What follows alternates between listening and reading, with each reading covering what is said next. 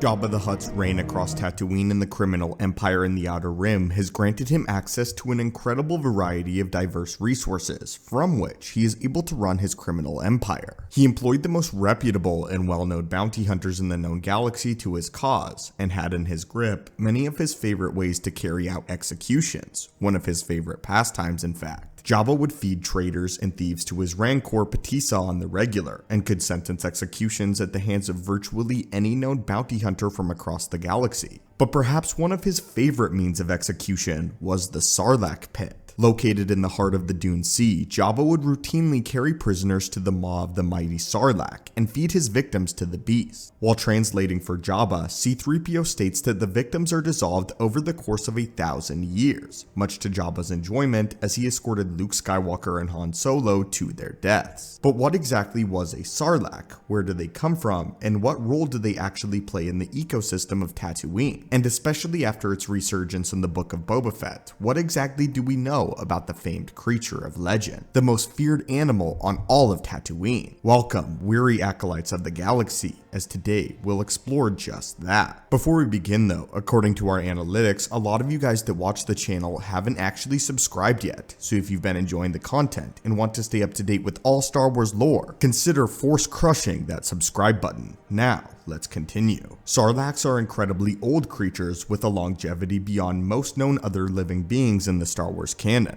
only reaching maturity after 30,000 years. For reference, Master Yoda, one of the oldest known Jedi Masters in modern Star Wars, only lived for 900 years. Yet he saw the era of the High Republic, the Clone Wars conflict, and the rise of the Galactic Empire in one lifetime. You would basically have to live 30 Yoda lifetimes to equate to one fully grown Sarlacc. When a male would encounter a female Sarlacc, the male would parasitically consume the female, growing in size until he was able to project spores that carried throughout the plains of Tatooine, and eventually developed into fully grown Sarlacc beasts over their own over the course of several thousand years. The Sarlaccs would not only breed, but travel via the use of these spores, spreading around the Dune Sea and indicating to many that they may be more closely related to plants than animals. But given their immense size and inherent danger, very few xenobiologists have ever devoted the time and resources to studying the beast, simply because they're far too dangerous. The ones that have done cursory investigations has found that it is likely related to the creature known as the Rathtar, Blixus and Vixus, and that each of these creatures might be evolutionary cousins of one another. They theorized that the Sarlacc might be a unique breed of carnivorous plant, but this was never confirmed, seeing as few researchers ever survived their encounter with their subjects. Sarlaccs naturally burrow deep into the ground, commonly sinking as low as 100 meters beneath the surface, where they would feed on creatures that were unfortunate enough to traverse into their territory and fall into their gaping maw. The Sarlaccs were also able to survive regularly on the nourishment of unwitting travelers, or in the case of Jabba's Sarlacc, prisoners. In Return of the Jedi, it is unclear if Jabba's story about the 1,000-year digestive tract is a true statement or merely a fabrication in order to terrorize his soon-to-be victims and garner respect and fear among his followers. In the Book of Boba Fett, however, a few more clues are given that indicate to us that this might have been a lie.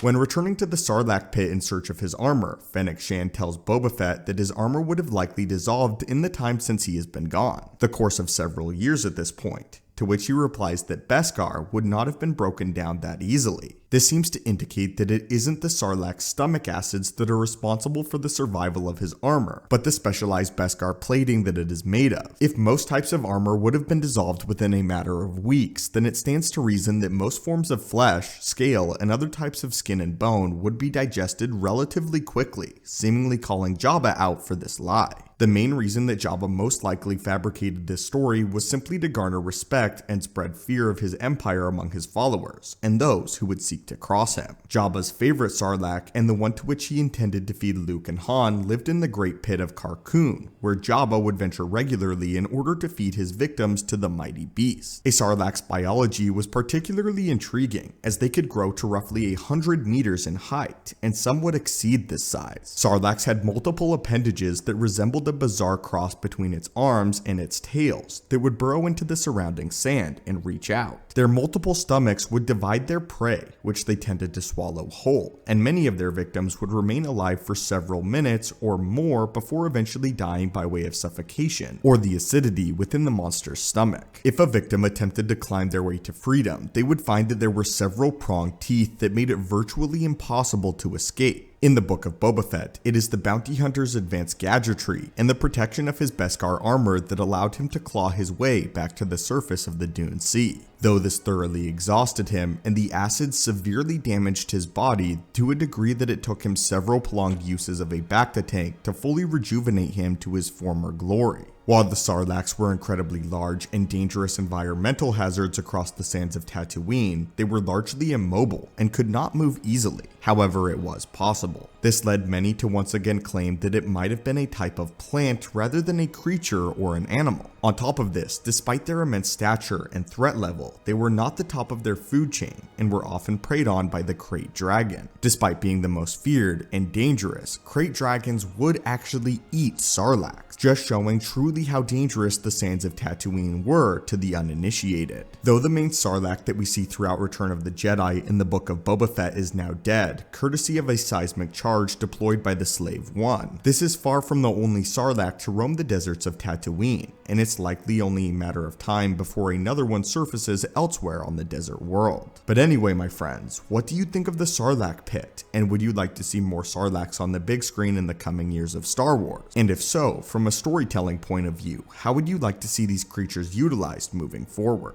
As always, friends, may the Force be with you, and I hope you have a great day.